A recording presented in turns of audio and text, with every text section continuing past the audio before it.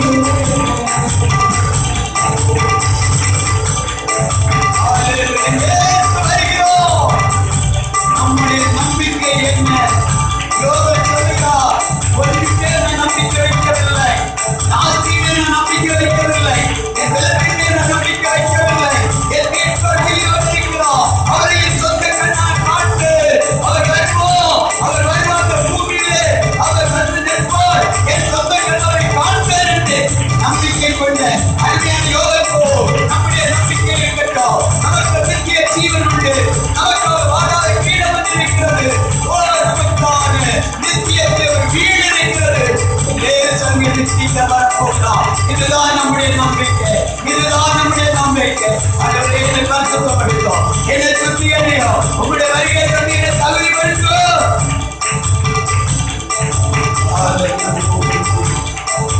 எல்லா கர்த்தரை சோதரிப்போம், இந்த வார்த்தைகளுக்காக சோதரிப்போம். இந்த வருகைக்காக நம்மை தகுதிப்படுத்த கரங்களை தட்டி கர்த்தரை நான் சோதரி. எங்களது மாதிரி பிதாவே, மகிமையான நல்ல நேரத்துக்காக நன்றி உள்ளத்தோடு நாங்கள் ஸ்தோத்திரிக்கிறோம். உலக மனுஷன் உலகத்தில் அழிந்து போகிற ஒவ்வொரு காரியங்களுக்காக நான் நம்பிக்கை வைத்துக் கொண்டு ஓடுகிறான். ஆனா தேவனுடைய பிள்ளைகளுக்கு ஒரே ஒரு நம்பிக்கை, ஆண்டவரே இயேசு நீர் வைத்திருக்கக்கூடிய சம்பாதித்திருந்த நித்திய ஜீவன், எங்களுக்காக வாழாத சுதந்திரத்தை ஆயத்தம் பண்ணி வைத்திருக்கிறேன். இந்த சுதந்திரம் எங்களுக்குரியது, அது மேலும் ஒரு நம்பிக்கை. எங்களுக்காக நித்தியத்தில் ஒரு வீட்டை கட்டிக் கொண்டிருக்கிறேன். அந்த வீட்டில் நாங்கள் வந்ததை உள்ள நம்பிக்கை. இயேசு சீக்கிரம் அறிவியல் உள்ள முழுமையான நம்பிக்கையோடு வருகை நாங்கள் எதிர்பார்த்து நம்பி இருக்கிறோம். அந்த யாவரையும் ஆசீர்வது கேட்கப்பட்ட ஒவ்வொரு வசனங்களும் நம்முடைய ஜனத்துக்கு ஆசீர்வாதமாய் மாறும். பிள்ளைகளோடு கத்தை தொடர்ந்து பேசுகிறோம். அதை யாவரையும் சமாதானத்துடன் நம்பிக்கை. இன்றைக்கு உடைய வருகை இருந்தால் மைமையான வருகையை சந்திக்க தகுதியுள்ள பாத்திரங்களால் பிள்ளைகளை தகுதிப்படுத்த வேண்டும் என்று வேண்டுகிறோம். அந்த யாவரையும் சமாதானத்துடன் கிருபையோடு துதிக்க நன்மையாம் வேலை உமக்கே அமைச்சிருக்கிறோம். இயேசுவின் நாமத்தில் ஜெபங்கள் நல்ல பிதாவே, ஆமென். என் ஆத்துமாவே கர்த்தரை ஸ்தோத்திரி, என் முழு உள்ளமே அவருடைய பரிசுத்த நாமத்தை ஸ்தோத்திரி.